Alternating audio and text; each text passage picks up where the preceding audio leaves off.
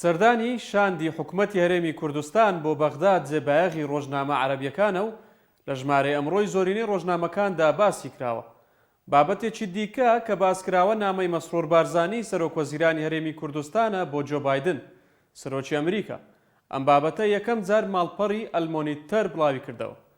ڕۆژنامەی سەباحی نیمچە فەرمی عێراق بابەتی سەردانەکەی شاندی هەرێمی کوردستانی بۆ بەغداد بەستووەتەوە بە قسەکانی سوودانی و بە مانشێتێک نووسیویەتی دەستپێشخەریەکەی سوودانی ئومێدی زیندوو کردەوە بۆ چارەسەری ناکۆچیەکان لەگەڵ هەرێم.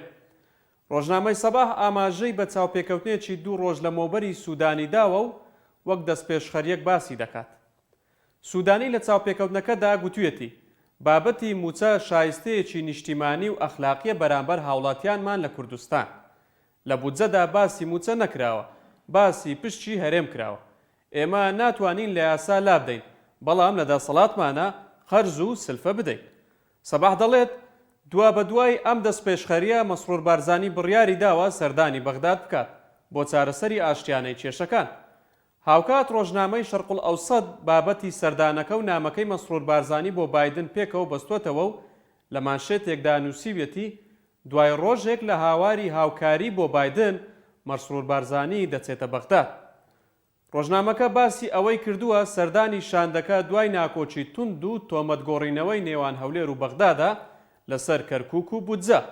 ڕۆژنامەکە دەڵێت سەردانەکە دوای ڕۆژێک دێت لە ئاراستەکردنی نامەیەک لەلایەن مەسرور بارزانەوە بۆ سەرۆکی ئەمریکا کە سکاڵای کردووە لە مامەڵەی بەغداد لەگەڵ هەرێم.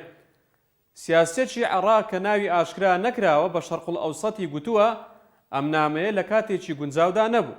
سیاسیەکە گوتوویەتی ئەمە تێکەڵکردنی ئەمریکایە لە بابەتێکی ناوخۆیی کە دەکرێت بە لێکتێگەیشتن چارەسەر بکرێت. ئەو گوتوویەتی کورد دەزانێت چۆن واشنگتن پشتی تێکردن لە کاتی ڕیفراندۆمەکەی ساڵی 2017. لەلایەکی دیکەوە ڕۆژنامەی عەرەب بابەتێکی بە 2 مانشێت بڵاو کردووەتە. لە مانشێتی یەکەمدا نووسیویەتی بارزانی هانای بۆ بایدن برد بۆ پاراستنی هەرێم لە ڕوخان، بەغدادیش فشارەکانی کەم کردەوە. لە مانشێتی دووەمدا نووسیویەتی لە ژێرفشاری ئەمریکیەکان بەغداد 500 ملیار دینار دەدات بە هەرێم وەک شایستەی دارایی نەقەرز. ڕۆژنامەکە لە سەرەتادا باس لە نامەکەی مەسرور بارزانی دەکات بۆ بایدن و دەنووسێت 3 مانگ نامەکە گەیشتووەتە ببورن نامەکە گەیشتووە بە کۆشتی سپی. ڕۆژنامەی عەرەب دەڵێت لە دوای ئەو نامەیە هەڵوێستی عێراق زۆر گۆڕاوە بە جۆرێک کە بەشێک لە شایستە داراییەکانی هەرێم دەنێرێت لە دەرەوەی چوارچێوەی قەرز. هەروەها چەند جارێک داوا لە پارتی دیموکراتی کوردستان کراوە کە بگەڕێتەوە نێوشاری کەرکووک. ڕۆژنامەی قودسی عەرەبی لە ژمارەی ئەمڕۆیدا نووسیویەتی بەرپرسانی کورد سەردانی بەغداد دەکەن بۆ چارەسەری ئاشتیانەی کێشەی موچە. ڕۆژنامەکە جگە لە باسکردنی ناوڕۆکی کۆبوونەوەکە ئاماژەی بە بایکۆتی مامۆستایان و پزیشکانیش داوە کە لە سلێمانی دەستی پێکرد.